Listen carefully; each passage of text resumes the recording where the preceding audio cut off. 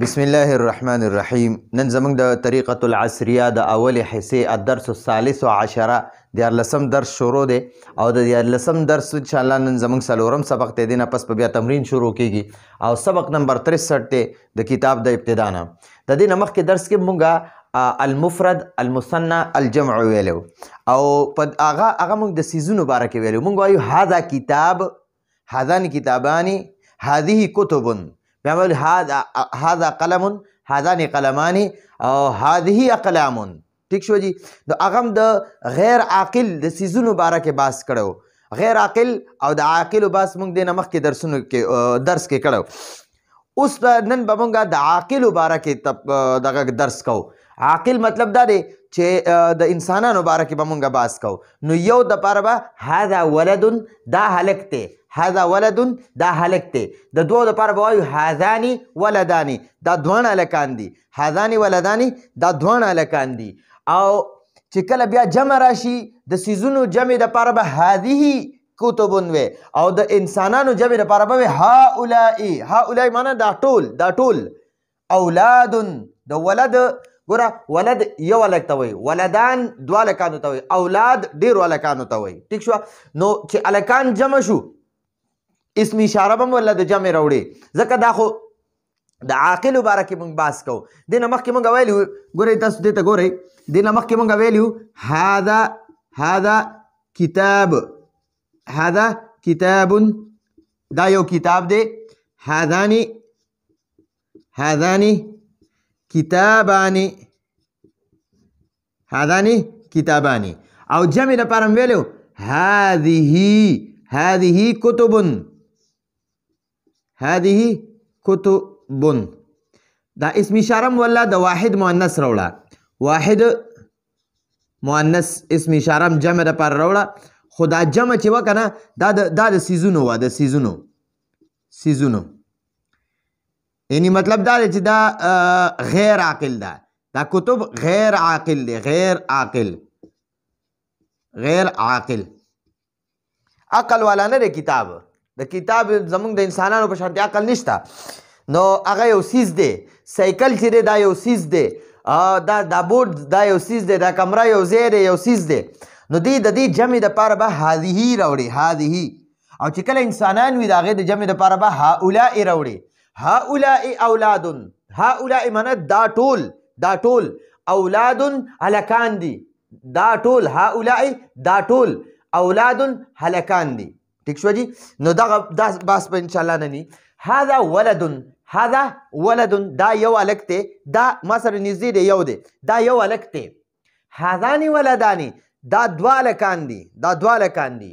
او هؤلاء اولاد، هؤلاء اولاد دا درې هلکان یا زیات هلکان دي، دا ټول هلکان دي. داسې به وایي دا ټول هلکان دي. هؤلاء اولاد دا ټول هلکان دي. ٹھیک شوه. هؤلاء اولاد دا ټول هلکان دي. اوس ګورئ جي. هذا طالب دا یو طالب علم دی. هذا طالب دا یو طالب علم دی. بیا ګوره طالبان دوه شو، نو بیا به وایي هذان طالبان. هذان دا دواړه طالبان، طالبان دي، دا دواړه طالبان دي. اوس ډیر شو، د دوه نه زیات شو، نو اوس به وایي هؤلاء طلبتو، هؤلاء طلبتن، هؤلاء طلبه، هؤلاء طلبه. دا ټول هؤلاء دا ټول. طلبه طالب علمان دي، طلبه طالب علمان دي. یو ته طالب وای، دوه ته طالبان وای، او د دوه نه زیاتو ته طلبه وای. طلبه طلبتون دی، نو طلبه. ٹھیک شو. اوس وګورئ بل دی. هذا استاذ دا یو استاذ دی، هذا استاذ دا یو استاذ دی. اوس استادان دوه شو. هذان استاذان دا دوه استادان دي، هذان استاذان دا دوه استادان دي. اوس استادان ډیر شو، نو چې کله استادان ډیر شي بیا به والله هؤلاء اسم اشاره نږدې والا راوړي. هؤلاء اساتذتو، هؤلاء اساتذتو دا ټول استادان دي. هؤلاء دا ټول. اساتذتو استادان دي. هؤلاء اساتذتو، هؤلاء اساتذتو دا ټول استادان دي. اوس به مخکې بل را. اوس د مؤنث دپاره، د مذکر دپاره به هذا، هذان، هؤلاء راځي. د مؤنث دپاره به راځي هذه. هذه بنتون دا یوه جینۍ ده. هذه دا یوه بنتون جینۍ ده. هذه بنتون دا یوه جینۍ ده. هذه بنتون دا یوه جینۍ ده. هاتانی د دوو جنکو دپاره به هاتانې راځي او د دوو هلکانو دپاره به هازانې راځي. هازانې د هلکانو دپاره، هاتانې د جنکو دپاره. هاتانې دا دواړه بنتانې جنکۍ دي. نو بنتون یوې جنۍ ته وایي، بنتانې دوو ته وایي. هذه یوې جنۍ دپاره راځي، هاتانې د دوو دپاره راځي. هاتانې دا دواړه بنتانې جنکۍ دي. هاتانې دا دوه بنتانې جنکۍ دي. هاتانې بنتانې دا دوه جنکۍ دي. اوس جنکۍ زیاتې شوې نو چې کله که هلکان وي که مذکر وي، مذکر وګورئ دا د مذکرو دي، نو هغې دپاره به هم هؤلاء راځي او که ښځې وي د هغې دپاره به هم هؤلاء راځي.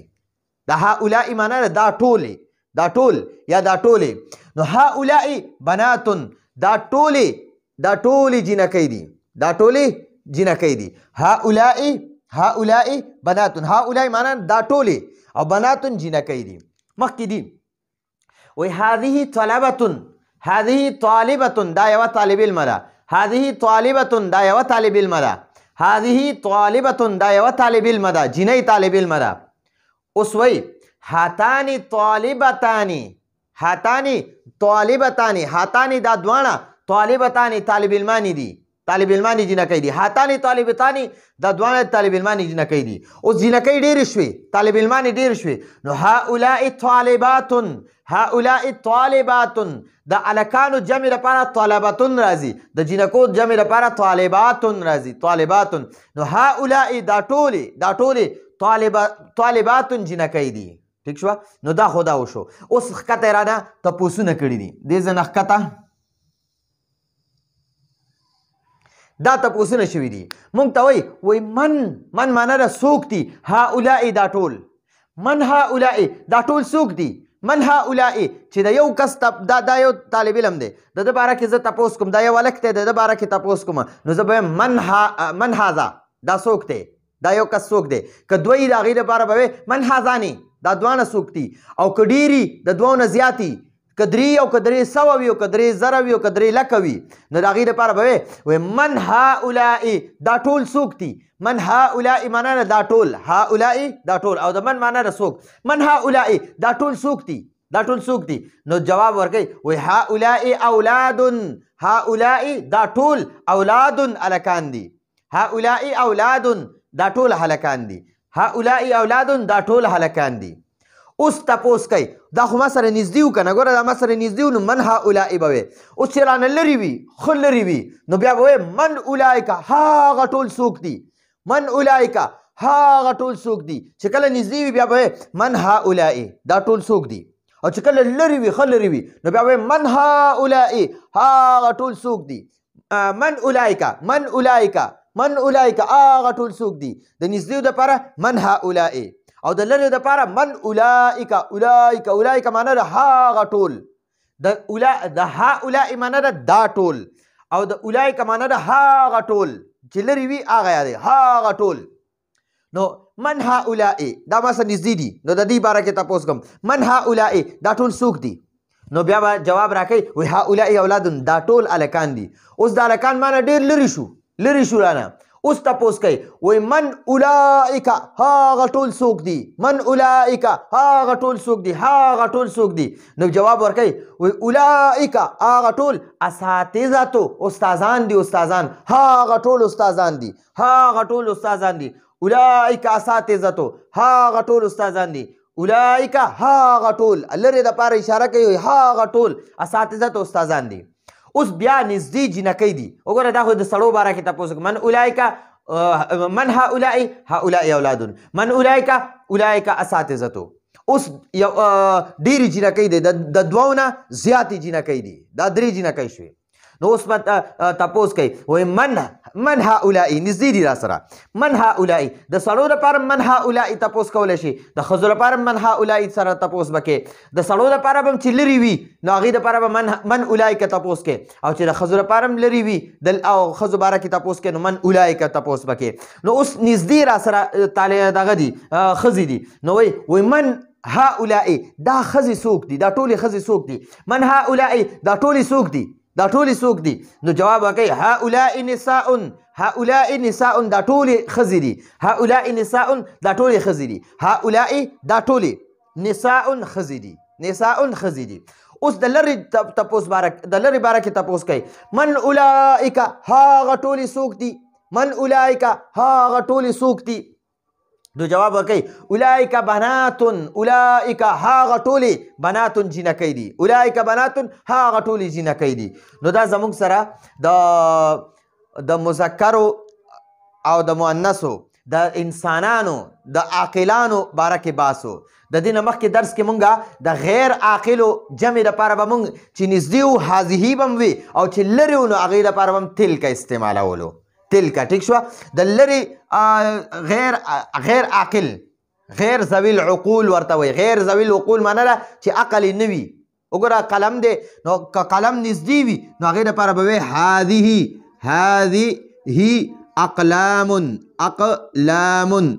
اقلام ټیک شوه.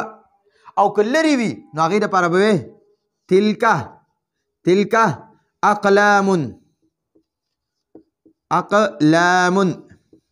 ټیک شوه. ځکه د دې لپاره هذه اسم اشاره د واحد مؤنث راوړه او دلته کې د قریب هم هذه راوړه او د لرې لپاره هم تلکه راوړو. تلکه معنی د هغه ټول قلمان او د هذه اقلام معنی دا ټول قلمان. نږدې را سره دي دا ټول قلمان ټیک شوه.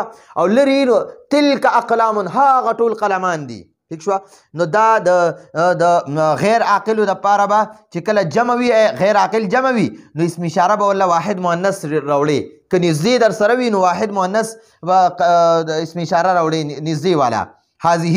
او که نه قلمان جمع دي او لرې دي درنه نو تلک به والله بیا واحد مؤنث د بعید والا اسم اشاره راوړي.